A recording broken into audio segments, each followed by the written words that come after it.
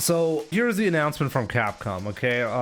Really unexpected, to be honest, because like I was thinking when Capcom initially announced that Capcom Cup is going to be pay-per-view for, I think it's top 16, right? I thought there's no way after they made the announcement that we're going to be seeing any correction on that. I thought, if anything, they're going to be making sure next year is going to work differently. The director and the producer for Street Fighter 6, Matsumoto and Nakayama-san, they have indicated that there was no like internal communication about Capcom Cup being pay-per-view when that announcement was made. So then they went on to explain that the divisions have considerably grown inside of Capcom, and therefore, well, the communication is more difficult now. They're really independent. Like the esports division is completely independent from, well, the games themselves. And that used to be a bit different, which made it really easy back then for Street Fighter 5, or not easy, but at least possible to have like collaborations happening where you could buy DLC costumes and it would directly support Capcom Cup and stuff like that. I thought, okay, hopefully maybe for next year they're going to be correcting this, what I consider to be a mistake, that they're separated. But yeah, they went on to correct it right now. Like the announcement is quite interesting. I'm not going to show you like this entire video, but at least like I can show you what they really corrected. The ticket price for the pay-per-view event used to be 4,000 yen. And they, well, corrected it downwards considerably to 1,500, which is about $10. So it's a lot cheaper now to buy the ticket, which in my opinion by itself doesn't really mean that much. I want to be honest with you. I think if you're gonna have like an esports side that you want to grow and you want to have it be an integral part of the marketing for the game itself, then this is a no-go. Like you cannot have your biggest event per like of the year be locked down like that. Like even if the ticket price is only $1, I can guarantee you, honestly, most people who would normally watch won't be spending that $1 just because it's another hurdle. It's not even about, okay, what kind of value are you getting? It's just that normally when you have like any kind of tournament that is happening on Twitch and YouTube and, well, whatever platform you're going to be streaming on, it's just expected to be for free. They usually are, because they're like a huge marketing boost for the games themselves. I mean, I heard in Japan it's a bit different because, well, pay-per-view streams are a lot more accepted and expected there. And since Street Fighter 6 is really big in Japan specifically, I guess this was a motivating factor to make it pay-per-view in the first place. I still think this is not the way to go though. But whatever, okay, fair enough, made it a lot more cheap. This is a good step. Not one that I think is good enough by itself, but fair, really fair. Went down significantly in price. Okay, now one thing that is really interesting, like, I mean, Capcom right here, they're saying like, okay, to make up for, well, the announcement and the blunder that they had, they're allowing co-streaming officially on, well, any of the non-pay-per-view days. And to be completely honest, I'm a bit surprised by that. I mean, usually Capcom had like like you needed to apply to become like a Capcom co-streamer, like for these types of events, but it wasn't, honestly, I'm not sure how big that hurdle is, but I don't think anyone ever felt like they got locked out of co-streaming Capcom Cup. Usually it's been fairly easy to do without Capcom interfering. So, I mean, the fact that there is no application needed anymore is great, but it's not that big of a step. I mean, it's not that much of a change from, well, previous, well, ways how Capcom enforced this co-streaming rules and guidelines. There was an announcement for the Chinese stream. Obviously, I'm not aware of Chinese. I have heard the Chinese stream is not pay-per-view. Even the top 16 part is not pay-per-view, but I don't know.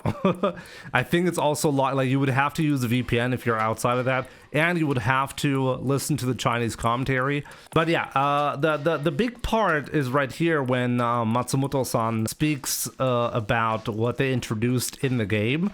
I mean, we've already known about this because they have tested this feature, but basically there's going to be, in the Battle Hub in Street Fighter 6, there's going to be a way to watch Capcom Cup, including, as far as I understand it correctly, including the pay-per-view part. You can just go to the Battle Hub and watch the matches there. I think internally, like, what you're watching is actually a Twitch stream. I think that's how it works. But yeah, there are some limitations, like it does say so here as well. Like, you cannot rewind, for example. There's not going to be any commentary, and maybe most importantly, limited viewer capacity. Now, this is, I think, the biggest question mark right here. I think if you can genuinely just go to the Battle Hub and watch the matches there, okay, you cannot rewind, okay, but like most people want to watch it live anyways, you know? And even if you're not going to watch it live, I think in a few days or a few weeks, or like 1 or 2 weeks after Capcom Cup, you can watch the VOD for free anyways. So I don't think this is a big problem. But the capacity, the limited viewer capacity and the consistency of those streams, that is really gonna matter a lot. I'm expecting the Battle Hub to be completely full, and they're saying they're gonna be like, entry to the Battle Hub is on a first come, first served basis. That's what it says right here. And I have to consider, okay, how many Battle Hub servers are they gonna prepare for this? Because at the moment, it's okay. I mean, the Battle Hub isn't full usually, but if you're gonna go from, okay, a lot of the community isn't even interested in the Battle Hub, to literally everybody at that time when Capcom Cup is live, literally every active player, and probably non-active player as well, is gonna go and, well, try to watch it through the Battle Hub for free. I really hope they're prepared for that, because it really sounds like this is going to be a nightmare, and they're even like prepared for this. I really, Capcom, please, at least prepare as much server space as possible for this. Because if you're going to be like, hey, we're going to be making it for free, well, and then there's like this really weird asterisk that says, well, we can't guarantee the Twitch stream is going to run smoothly on the Battle Hub, and 90% of the players won't get in there because the Battle Hub space is, well, Battle Hub space is limited. I'm curious to see how much space is there really there, how consistent do the streams actually run. I'm definitely going to give it a shot, you know? I'm gonna go to the Battle Hub. Initially I had no plans to show you guys Capcom Cup this year, as I said, but I'm gonna give it a shot. And if it works great, then I'm very happy. I think this is overall really positive news. I still believe Capcom Cup in its entirety should be free, and I think there are better ways to monetize it. I think if they had monetized it with stuff in the shop, like with actual content that you can buy, that would have been much more effective, and I think way better, like more acceptance in the community. So I think there's overall still way better things to do for next year. But hey, I think this is not a bad solution for now. If this works out, it's great. If it doesn't work out, honestly, I'm gonna make an update on this video. Like, if it's just like a marketing kind of thing where they're gonna give us something, but most people are not actually gonna be able to take advantage of it, I think that would be really bad. So I hope they're gonna do it the right way. I'm probably gonna put this on YouTube, right? So if you're watching from YouTube, definitely let me know in the comments below. What do you think of this announcement from Capcom? Does this actually save Capcom Cup or not? A lot of people are undecided on this topic, and rightfully so. I think it depends on how well the Battle Hub stuff actually works, because if it's not easily accessible, then it, well, may as well not exist. So yeah, let me know. What do you think? They're not preparing shit. The whole plan is to get people amped up, miss out on the free stream, then pay up for pay-per-view.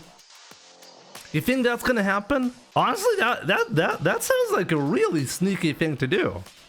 Is this gonna work?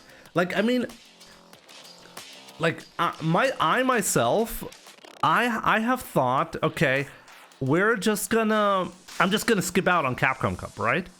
But now I do have like a path to watch Capcom Cup.